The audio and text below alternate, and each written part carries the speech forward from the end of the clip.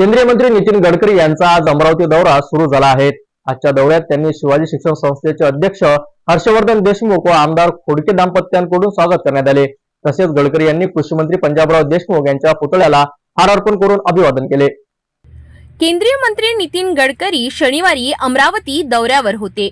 या दौऱ्यादरम्यान विविध कार्यक्रमात त्यांनी उपस्थिती दर्शविली।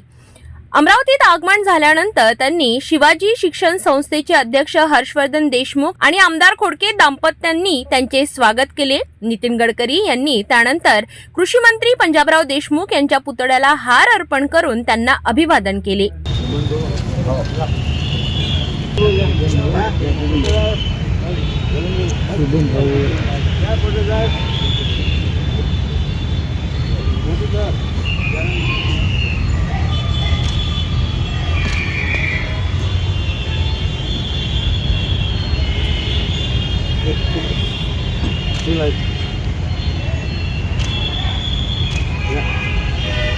मुख्य विषयांवर चर्चा आणि योजनांवर केंद्रीय मंत्री नितीन गडकरी यांनी विविध कार्यक्रमांच्या माध्यमातून आपले विचार नागरिकांपर्यंत पोहोचविले।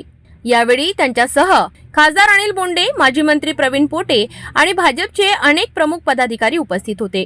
गडकरी यांनी स्थानिकांच्या हितासाठी नवीन योजनांची घोषणा केली, त्यामुळे अमरावतीच्या विकासाला चालना मिळेल अशी अपेक्षा आहे।